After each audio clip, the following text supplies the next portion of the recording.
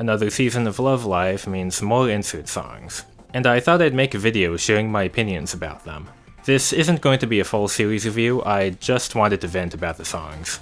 Although I will touch on some of the character arcs, so a moderate spoiler warning going in.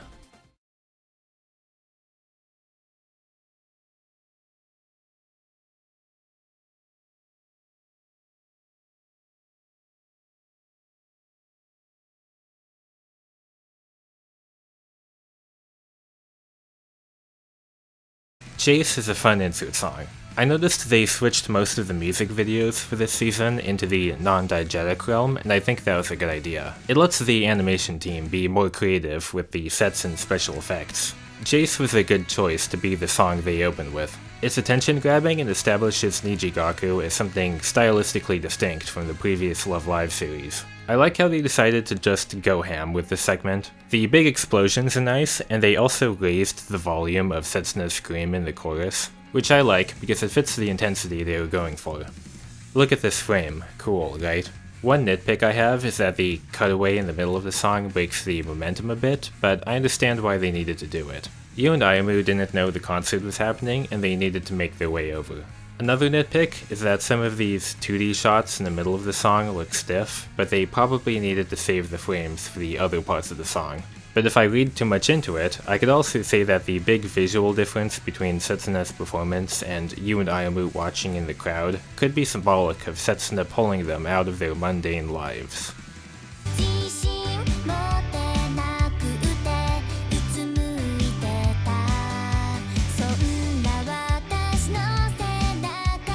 I like this song a lot. Out of all the songs this season, it's the one I've listened to the most on its own. It just sounds good, from the electric guitar backing to the vocals. It's also one of my favorite music videos from the season. I like the Wonderland aesthetic and just how pink everything is. Plus the big camera pan they did in the chorus looked nice. I usually like it when they do those. In looking at the CGI segments, I'd like to mention just how far they've come since the start of the franchise. School Idol Project was good in its own ways, but arguably the weakest part of the production was the CGI. The models were improved in Sunshine, and they look great in Nijigaku. Just goes to show how far the franchise has come. You probably noticed that Ayamu doesn't look happy in a lot of the shots, and I can see two interpretations for this. The surface level interpretation is that she's improving her life with her new dream. She's taking the first step towards moving past her insecurities, finding a new passion, and learning to accept her love of cute girly things she told herself she grew out of. But maybe there's something else here. It could be that not everything's wrapped up, even at what appears to be the end of her focus episode. Take note of how she hesitates on entering the big flower box, and the non-blooming roses, and her floating away here. I remember how some fans initially thought the rocket scene was meant to represent Aqua, because it looks like it's launching from vaguely the direction of Uchiura, when it turns out the rocket was meant to represent Yu's dream. I like how they included foreshadowing so early in the season. If you've seen the series, come back and watch this song after Awakening Promise.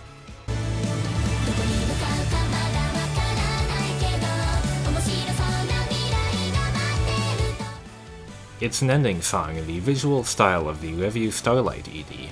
It's a good song, I don't have anything else to add.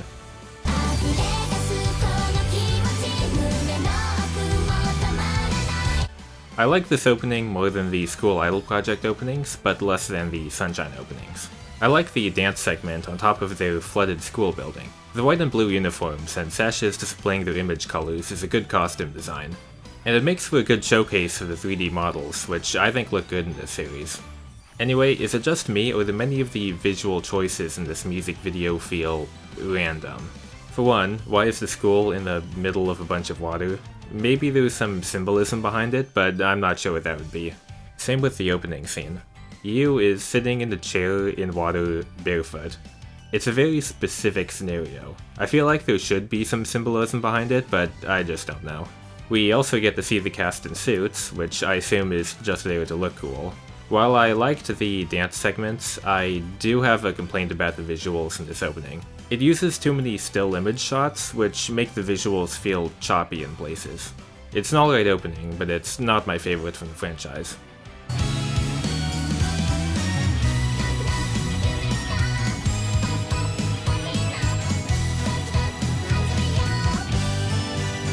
I liked the song more than I expected to for a song of this style. It's another song that's just fun. I liked the camera direction in this one, and I also think the scene and shot choices were put together well, all around the central theme of the music video: food. Did you notice how much food there was in this video? I know Kasumi likes buns, but there was a lot of food here. Also, this is not a nitpick, but those giant floating lollipops are a little weird if you think about them. Okay, I was joking about food being the theme of this song. I actually think it makes for a good representation of Kasumi's personality and how she approaches being an idol. It focuses more on the cutesy and fun side of idols, in contrast to the upcoming song. But before we move on, I also liked the shots of Kasumi holding the dogs and holding the flag.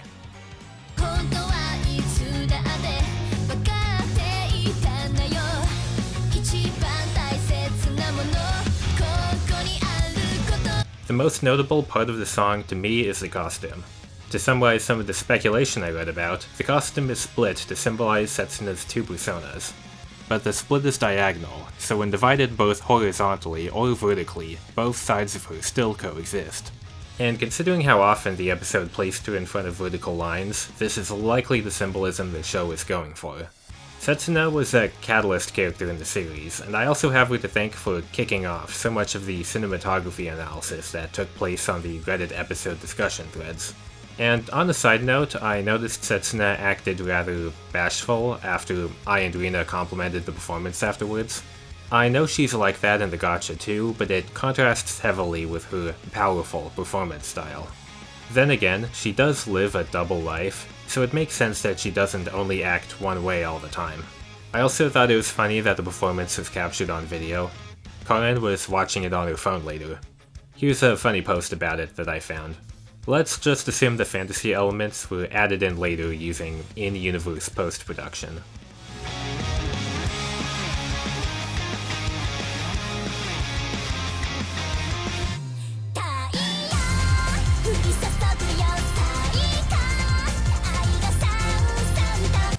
I'm not into the style of this one.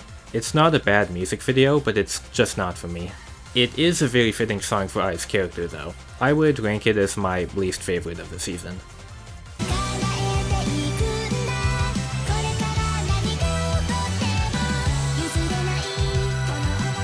La Bella Patria is in an odd place.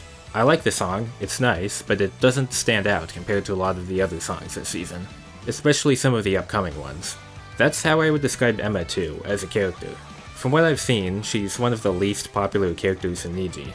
Not because she's disliked, but because she doesn't stand out. Speaking of Emma, a lot of this music video is just a date with Emma, which I suppose you would like if you like Emma.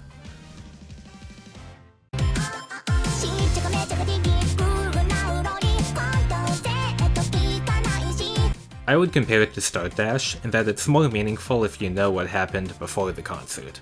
I have to talk about the episode for a bit. Rina has trouble emoting, so she wears a mask in her performances. It's a simple idea, but Sunrise was able to execute on the concept so well that it made a bunch of people cry, and I think that's cool. In All Stars, the Rina-chan board is something she just has. I like how the anime changed the framing so it's something she creates in the story as a result of her experiences. She's using her technical skills to solve her own problem, instead of just having the board from the start. She ends up at the same place, but it's a much more empowering message. And while Tsunagaru Connect isn't my number one favorite insert song of the season, it was the most satisfying to watch at the end of the episode. She earned it. The scene of Rina first appearing on stage was a cool moment. The music video itself is also good. The 2D cut-ins and camera use were good, and all around it was a good music video.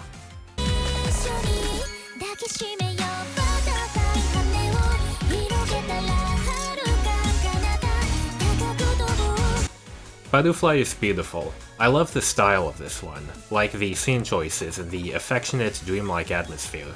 Both the 2D and CGI segments have a constant dreamlike feeling to them, which is a great way to build off Kanada's character quirk. The direction of the music video is also strong. Take this segment here.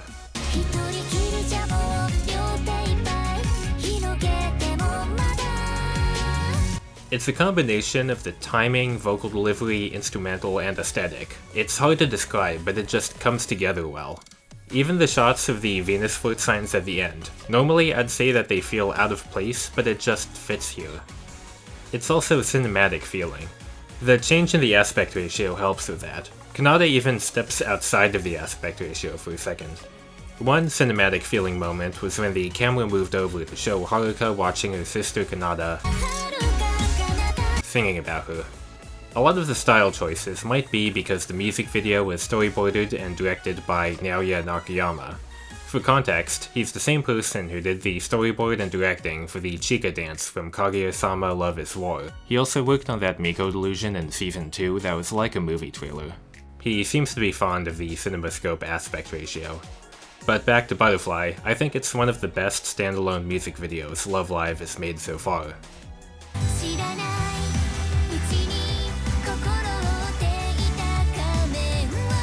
This one is another of my favorites from the season. The visuals are great, and I like how dramatic it is. The camera use is excellent, and Solitude Rain features a lot of visual symbolism that ties into the episode especially well. Let's start with the costume. I've actually heard a few different interpretations for what the tritone dress means. To summarize Red Batter's interpretation, it's reconciling your flawed self with your ideal self, accepting yourself for who you are while also striving for improvement. This, along with the aesthetics, easily makes Shizuku's costume my favorite from the season. There's also her three shadows, time freezing the rain, and banishing it with waves of her arms, replacing the stage's gloomy atmosphere with a warm glow. Striking visuals that work fine in a standalone music video, but also benefit from additional context from the episode. Lyrically, it also makes for a good sequel to one of Shizuku's previous songs, Audrey.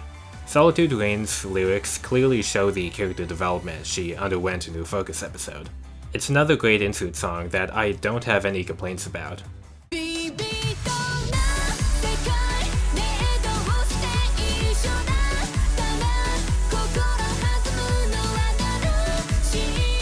I wonder if this one would trigger anyone's epilepsy with all the flashing lights.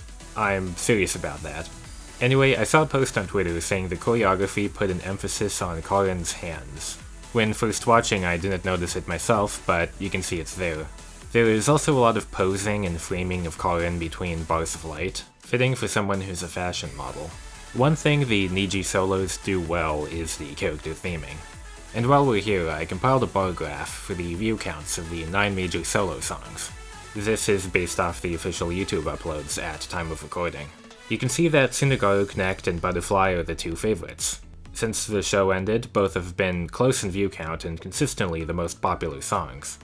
And here's the graph I compiled last December. This video took a while to finish.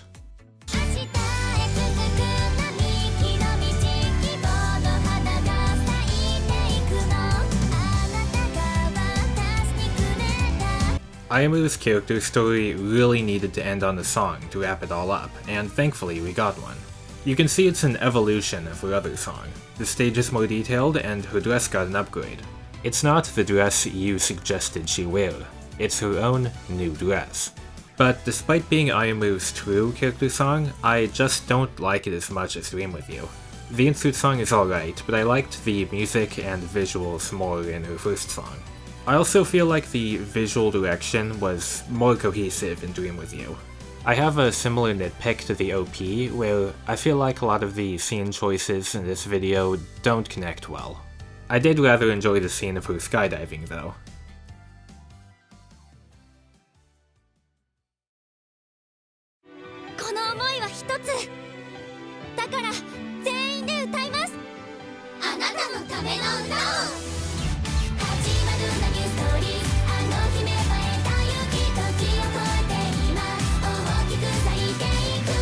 I like how they brought everyone together for a final group song. The performance was also made to show gratitude to fans of the series, which was a nice gesture. Thank you, always and forever. I like it musically, especially the TV cut where it goes straight from the first chorus into the bridge. But while I like the insert song, I can't help but feel like they could have done more with the animation if they had more time and resources. There was about 80 seconds of panning over still images in the second half of the song. While the shot choices were good, it's disappointing they had to switch over to limited animation for so much of the video. There was also this segment here, which looks a bit awkward. If they had more time, they could have smoothed it out more. I heard some hearsay in the fandom that the show's production was strained for the last few episodes, possibly due to the pandemic. That would make sense. Many scenes outside of the song also used limited animation by panning over still shots. It probably was a time issue, since they had to delay the viewing of some of the later episodes on certain TV networks. And I know the possible production issues would be outside of the control of the animators, but it does dampen my enthusiasm for this music video a little bit. Also, I know the point of the song is the different colors of the rainbow coming together, but I think having matching outfits would have looked better. Just a personal preference. Regardless, it was a nice way to end the season. They brought out just about everyone for the final montage, and it was a nice moment seeing everyone celebrate. Despite any nitpicks I have, I love these music videos. We got a ton of them this season, and they maintained a high quality level across all of them. Nijigasaki High School Idol Club, in general, was better than I was expecting it to be. It was created as a side project that happened to air in between generations 2 and 3 of Love Live, but Sunrise put more effort into the show than I was expecting, and it shows in the music videos, which are genuinely great. I haven't made a scripted video in years, but there was something about this series that made me want to get up and talk about it.